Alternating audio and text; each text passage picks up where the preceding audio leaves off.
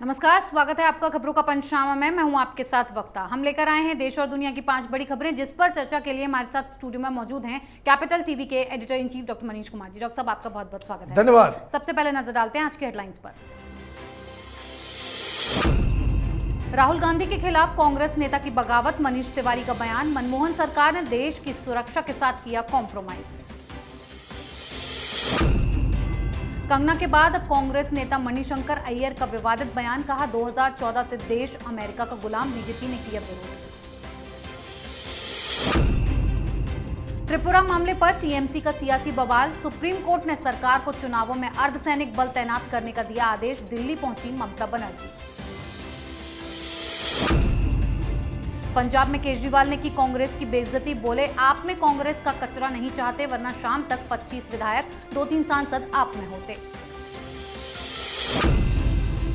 परमवीर की फिर बड़ी मुश्किलें, कोर्ट ने घोषित किया फरार। घर के बाहर चस्पा किया गया नोटिस, 30 दिन में हाजिर होने का अल्टीमेटम।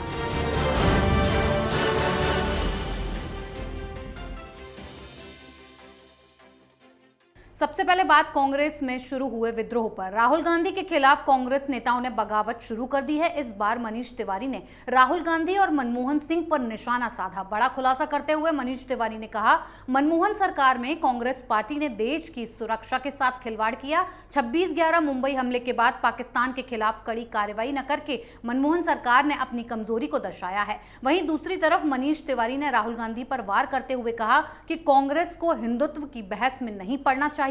राहुल गांधी का ऐसा अजीब व्यवहार पहले नहीं देखा। डॉक्टर साहब, मनीष क्यों कांग्रेस के कार्यकाल में देश की सुरक्षा के साथ कॉम्प्रोमाइज किया गया है कह रहे हैं? देखिए, वो सही बात कह रहे हैं, लेकिन आधी अधूरी कह रहे हैं। सही बात यही है कि 26/11 में जो मुंबई में हमला हुआ था, वो एक स्टेट स्पॉन्सर्ड टेररिज्म था पाकिस्तान के द्वारा। सारी सच्चाई सामने आ गई।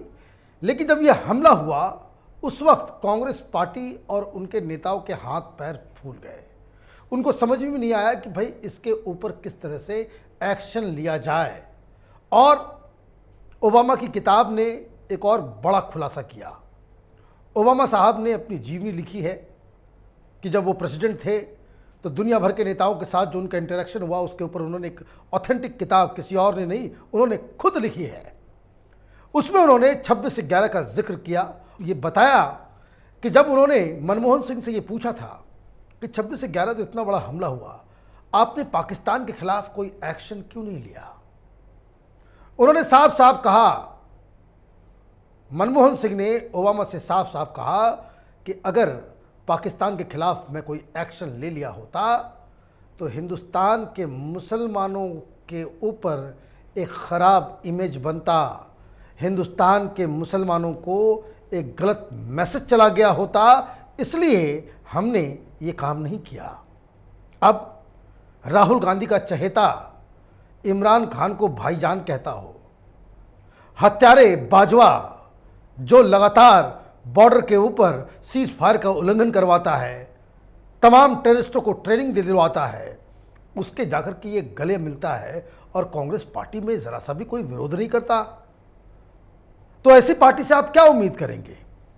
और दरअसल ये जो समय चुना गया है मनीष तिवारी के द्वारा, ये भी रिमार्केबल है। पार्लियामेंट शुरू होने वाला है, किसान आंदोलन पर बहस होने वाली थी, लेकिन अब विवाद राष्ट्रीय सुरक्षा का किसी और ने नहीं, कांग्रेस पार्टी के एक लीडर ने सौंप दिया। साथ ही साथ ये भी कह दिया कि कांग्रेस पार्टी जो हिंदुओं को गाली देने का नया सिलसिला शुरू इन लोगों ने किया है, वो गलत है, वो हैरान करने वाला है। कांग्रेस पार्टी को अपनी विचारधारा के ऊपर चिंता करनी चाहिए, उस पर बातचीत करनी चाहिए। इनकी विचारधारा क्या है, जनता के सामने उनको लेकर के जाना चाहिए। मनीष तिवारी ने एक बात नहीं बताया कि कांग्रेस पार्टी के पास अब कोई विचारधारा बची ही नहीं है। जी डॉक्टर साहब, अगली खबर मणिशंकर अय्यर के बवाली बयान पर। बॉलीवुड अभिनेत्री कंगना रनौत के बाद अब कांग्रेस नेता मणिशंकर अय्यर ने देश की आजादी को लेकर विवादित बयान दिया है। मणिशंकर अय्यर ने कहा कि साल 2014 के बाद से हम अमेरिका के गुलाम बन गए हैं। अय्यर ने यह भी कहा कि अमेरिका के साथ तनाव हुए, लेकिन मास्को के साथ हमारे संबंध कभी इस तरह के तनाव वाले नहीं थे। जब से बीजेपी की सरकार आई है, हालात एकदम बदल गए हैं। डॉक्टर साहब, देश को आजादी मिले इतने साल हो गए हैं, लेकिन मणिशंकर अय्यर और कांग्रेस को अभी तक आजादी नहीं मिल पाई है। देखिए, मणिशंकर अय्यर एक वामपंथी हैं, अब कांग्रेस में आ गए। ये वो शख्स है, जब ये विदेश में पढ़ा करते थे उस वक्त 1962 में जब चीन ने भारत पे हमला किया था तो ये चीनी सेना के लिए फंड इकट्ठा कर रहे थे। ये इनका क्रेडेंशियल्स है। ये टुकड़े टुकड़े गैंग, ये भारत में इस तरह के जो वामपंथी जगह जगह जो घुसे पड़े हुए हैं, उसका एक जीता जाता उदाहरण है। आज अचानक से मणिशंकर अय्यर को सपने में आया या किसी के द्वारा ये कहलवाया गया कि ये डिबेट हिंदुस्तान की राजनीति में उठनी चाहिए कि भाई ये सरकार डिफेंस के ऊपर इतना खर्च क्यों कर रही है। बहुत अच्छी बात है। कब कह रहे हो ये बात और क्यों कह रहे हो, ज़रा उसके भी विरोधाभास को समझिए। 2 दिन पहले खबर आई कि S-400 हम किससे ले रहे हैं, तो रशियन S-400 हमने लिया है। 1-2 महीने में उसकी तैनाती कहाँ हो जाएगी, पाकिस्तान और चाइना के बॉर्डर पे। ये भाई साहब वही हैं मणिशंकर अय्यर जो पाकिस्तान जाते हैं और पाकिस्तान में टेलीविजन चैनल पे इंटरव्यू देते हैं और ये कहते हैं कि मोदी को हटाने में हमारी मदद करे पाकिस्तान। ये गद्दार है, ये देशद्रोही है। दूसरा कोई मुल्क अगर ये चाइना में हुआ होता, ये कब का नजरबंद हो गया होता, गायब हो गया होता। हिंदुस्तान में डेमोक्रेसी है, इसलिए इस तरह के बकवास करने वाले लोगों को बर्दाश्त किया जाता है। अब पॉलिटिकल साइंस इंटरनेशनल पॉलिटिक्स ये समझा रहा है, ये मणिशंकर अय्यर, कि रसिया से हमारे ताल्लुकात खराब हो गए हैं। S-400 हम रसिया से ले रहे हैं और ये बता रहा है कि हम अमेरिका के गुलाम हो गए। अमेरिका में कानून है कि इस तरह के वेपन्स को अगर कोई दुश्मन मुल्क से लेता है तो उसके ऊपर बैन होना चाहिए। अमेरिका का लगातार दबाव था कि S-400 आप रसिया से नहीं लेंगे। सरकार ये काम करती चली गई। तो ये आरोप कि रसिया से स्थिति, हमारे रिश्ते खराब हो गए हैं, ये बकवास है, झूठ है, क्योंकि इसके प्रमाण सामने में है। जी डॉक्टर। अब इसमें एक और जो सबसे इंपॉर्टेंट फैक्टर है कि क्यों डिफेंस बजट से मणिशंकर अय्यर ऐसे देशद्रोहियों को मिर्ची लगती है। S-400 का मतलब है कि पाकिस्तान के सारे मिसाइल्स खत्म, यूजलेस हो गए, उसके सारे F-16 विमान यूजलेस हो गए। चीन परेशान हो गया। चीन के पास भी S-400 है, लेकिन हमारा वर्जन उससे कहीं ज़्यादा बेहतर है। हिंदुस्तान सुरक्षित होता है तो देश के गद्दार परेशान होते हैं। यही इस बयान का मूल सार है। जी डॉक्टर साहब, अगली खबर त्रिपुरा हिंसा में शुरू हुई राजनीति पर। त्रिपुरा हिंसा को लेकर टीएमसी का सियासी बवाल बढ़ता जा रहा है। इस बीच सुप्रीम कोर्ट में भी इस मामले पर सुनवाई हुई। सुप्रीम कोर्ट ने त्रिपुरा सरकार को स्थानीय निकाय चुनाव में निष्पक्ष स्वतंत्र मतदान के लिए अतिरिक्त केंद्रीय अर्धसैनिक बलों की तैनाती पर विचार करने के लिए कहा है। तो वहीं आज ममता बनर्जी भी दिल्ली पहुंच गई हैं। डॉक्टर साहब, मामला सुप्रीम कोर्ट में है तो टीएमसी इतना क्यों बौखला रही है? तो वहीं दूसरी तरफ ममता बनर्जी के दिल्ली पहुंचने के क्या मायने हैं? भाई, वो प्रधानमंत्री बनना चाहती है, बौखलाहट है अंदर से। एन खेन प्रकार 2014 में वो सपना भी रही है कि भाई 2024 में जो है हम प्रधानमंत्री बनेंगे। त्रिपुरा को क्यों पिक किया गया है? त्रिपुरा को इसलिए पिक किया गया है कि पूरे हिंदुस्तान के मुसलमानों के बीच ये अफवाह फैलाई जा चुकी है कि त्रिपुरा में बीजेपी की सरकार है, वहाँ गुजरात मॉडल काम कर रहा है, मुसलमानों के ऊपर अत्याचार हो रहा है, 6-7 मस्जिदों को जला के खाक कर दिया गया है। तो त्रिपुरा के खिलाफ इन्होंने आवाज़ बुलंद कर दिया। पहले अपने सांसदों को भेजा, पीछे से महारानी आ रही हैं।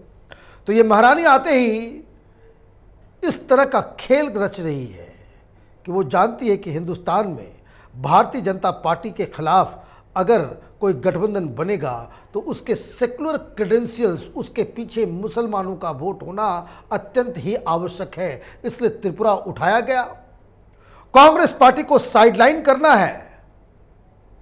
तो पिछली बार तो आई थी कि सोनिया गांधी से मुलाकात के बाद वो बाहर निकली और कही थी कि हम हर महीने आएंगे। 3 महीने बाद आ रही हैं, 2 महीने का गैप हो गया।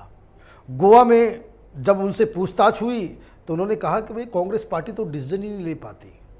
और यहाँ पे लुटियन जोन के अंदर दलाल पत्रकारों का एक पूरा गैंग है जो बीजेपी के खिलाफ एक नेशनल अलायंस क्रिएट करने की जुगत में लगा हुआ है।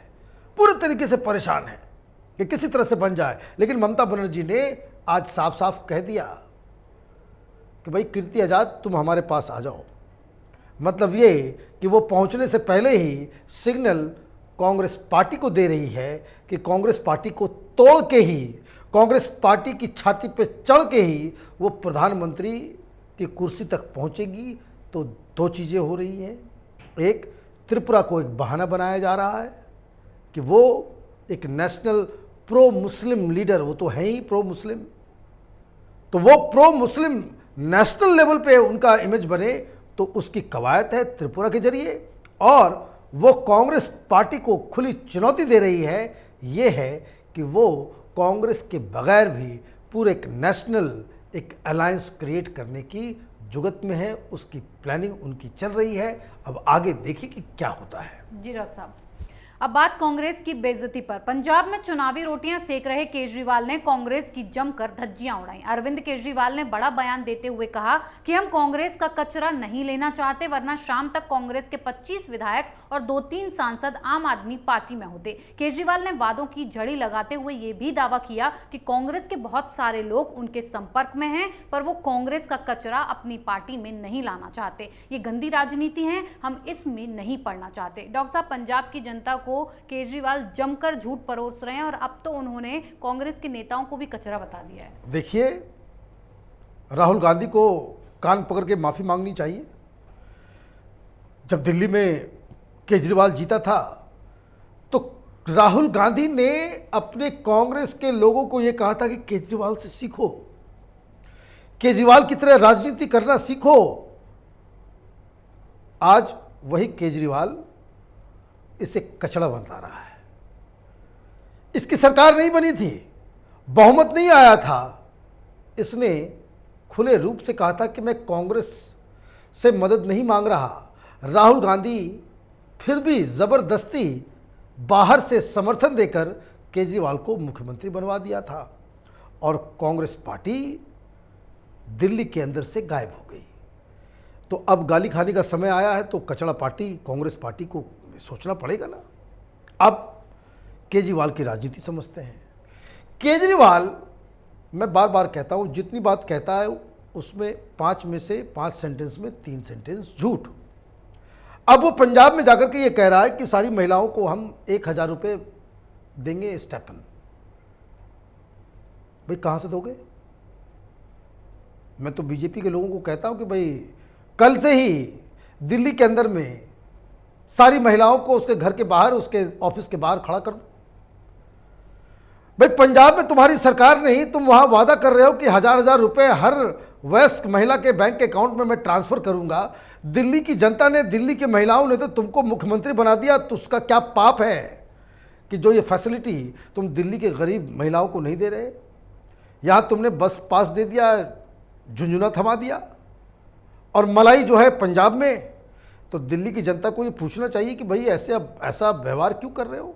और रही बात जहाँ तक पंजाब की, पंजाब ऑलरेडी उसका जो बजट है वो 20,000 करोड़ के आसपास वो घाटे में चलता है। 1 करोड़ के आसपास भी अगर महिलाएं होंगी तो 1000 करोड़ रुपए प्रति माह और 12,000 करोड़ रुपए सालाना घाटा कितना है? तो सालाना घाटा 20,000 करोड़ के आसपास है। 12,000 और जोड़ दीजिए। केजरीवाल जैसे नेता देश के लिए खतरनाक हैं। ये हिंदुस्तान को उसी लैटिन अमेरिकन कंट्रीज और उस तरह के देशों में तब्दील करना चाहता है जहां खाने के लिए, जहां पेट्रोल के लिए, दंगे होते हैं, दवाई के लिए दंगे होते हैं। जो लोग बेवकूफ़ी की वजह से फ्री बिजली, फ्री पानी के नाम पे इसको वोट देते हैं, कल आने वाला जो जनरेशन होगा इस तरह के अपने ही लोगों को, जो लोग वोट देने वाले हैं, उनको कभी माफ़ नहीं करेंगे। जी डॉक्टर साहब, आखिरी खबर परमवीर सिंह की फिर बड़ी मुश्किलों पर। सुप्रीम कोर्ट से गिरफ्तारी को लेकर परमवीर को बेशक राहत मिल गई, लेकिन अब परमवीर को मुख्य महानगर न्याय दंडाधिकारी कोर्ट ने फरार घोषित कर दिया है। कोर्ट ने क्राइम ब्रांच की अर्जी को मंजूर करते हुए परमवीर को फरार घोषित किया, जिसके बाद उनके जुहू स्थित फ्लैट के बाहर कोर्ट का यह आदेश चिपकाया गया। परमवीर सिंह को 30 दिनों के भीतर हाजिर होने का अल्टीमेटम भी दिया गया है। ऐसे में अगर वो समय पर हाजिर नहीं होते हैं तो उनकी संपत्ति जब्त करने की प्रक्रिया शुरू की जाएगी। डॉक्टर साहब, अब कोर्ट ने भी परमवीर को फरार घोषित कर दिया है। गिरफ्तारी की तलवार लटक रही है। देखिए, गिरफ्तारी तो हो गई, गिरफ्तारी के डर से ही वो भागे हुए हैं। सुप्रीम कोर्ट ने कहा है कि रिलीफ दिया है, 6 तारीख को उनको वहां प्रस्तुत होना है, 6 दिसंबर को सुनवाई होगी। समय का पहिया है ये।